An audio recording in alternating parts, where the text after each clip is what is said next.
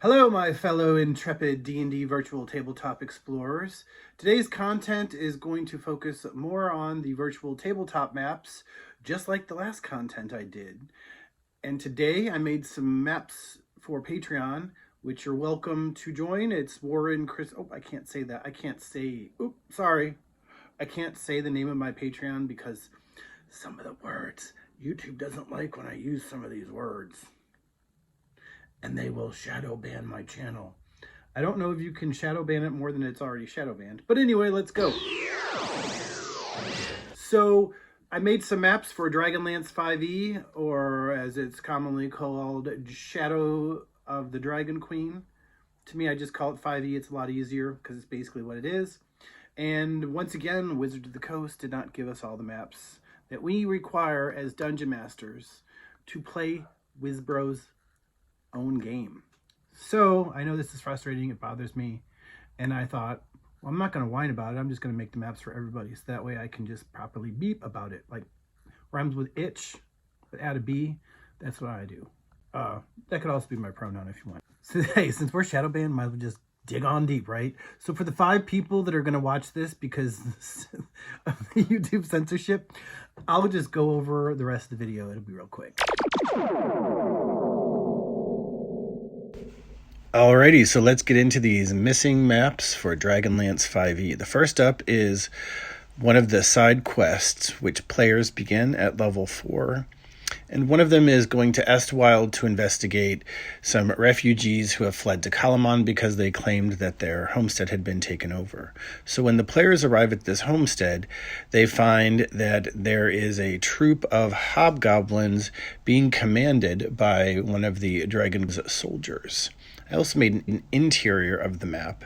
It's a little small, but the action is designed to take on the place on the outside. I also did the raiding rails, and lastly, we have the missing scouts, which I like to call the spies. I kind of treated them as such when making this map, and there is plenty of room on this for all the action and shenanigans. So now that we've gone through these maps, let's go ahead and get into the specifics about the designs. When players arrive in Estwild, they discover that a band of hobgoblin soldiers have taken over a farm and are training on the grounds. So I set up some targets and some practice dummies for the focus of this encounter. The battle area is outside, so I created a lot of space for that, and I left the animals in the pens to show that the farm was recently abandoned, and I also had some crops, and there are some goats at the bottom that are breaking the fourth wall, which I thought were pretty fun. And this is to show that even though the farm looks great, if you start poking around, there are things that are slightly in disarray. And that concept is further enhanced by the tool shed in the lower right-hand corner and the tools that are scattered about. Just little clues on the map to let players know what's going on. Next up is the raiding rails, and this encounter is mystery. The players show up looking to see what is causing a trade blockade and causing some geopolitical issues and inflation prices in Kalamon. And they come to find 2 wagons have been basically destroyed and all the contents have been scattered about. It's called the raiding rills, and it's at a crossroads. So a rills is like a waterway of some sort. So I thought I'd make it a canal with some bricks and some water going through. The canal is about 15 feet across in game terms, so a martial character can easily jump across if they're strength-based. There are also some rocks in the middle that allow other ways for players to jump across if they don't want to use the bridge. When I made this map, I had no idea what a rill was. I had to do a Google search, and it's some sort of waterway or something, and this whole encounter takes place at a crossroads. So I added a lot of objects strewn about to show that something a little more on the rough side has happened to these traders who are just trying to take their goods to Kalamon to sell them and make some money. In the lower right corner is the camp of the Draconians who have been causing the blockade along this trade route. and it's pretty much where all the action takes place. It's in the lower right-hand corner, so I used red tents because I thought that looked a little more ominous, and added some goods around the area for folks to sneak around if they so choose, or to use as cover. This is pretty much where all the combat takes place, unless the characters are really loud, and the players can find this with some investigation or perception rolls on some tracks. So I included those, which lead to the encounter area. And next up, we have a little bit of the canal that I created using the Incarnate software, and put a focus on that rock so that folks who don't necessarily have a high strength score can get across the canal as well, or the rill, with maybe some athletics checks if they choose not to use the bridge.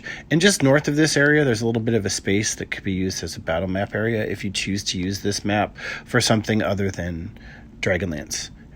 And now we have the Scouts, the Missing Scouts side quest. And in this mission, some scouts have gone missing, and the Council of Kalaman has sent the heroes to investigate. Whereupon they find one of the scouts didn't make it. Heather is tied to a post in the center of the camp, surrounded by Draconians. As the players go to rescue her, another Draconian that they haven't encountered, a new type, jumps out of the tree and surprises the players. So on this map, I included the tree for the surprise attack, and I also included the post that the remaining spy is tied to, or the scout. I like to think of them as spies. I also incorporated their horses, some tents, as well as some wagons and some goods, and a covered wagon to give them a cover in case they got caught. Clearly that didn't work. The Dragon Queen doesn't care. And if you look around the map, there are plenty of places for the player characters to enter or exit from. You can enter from the north, the south, or the east. And I also did a little art history shtick thing that I just can't help because I went to art school, and I pointed a bunch of the trees facing the action. That's kind of like a Renaissance sort of thing, like focus the surrounding area to a place you want the viewer's eye to go, and that's kind of the center of the camp where all the action takes place. Once again, plenty of room for your sneaky characters to hide if they so choose, and there's plenty of room for the battle map to take place. So I hope you've enjoyed this bundle. They'll be available on my Patreon. The lowest pledge reward is $1, which is not much. It's only $12 a year, and you can get a lot of maps as I learn this software. Thank you for watching the video to the end. Have a good one, and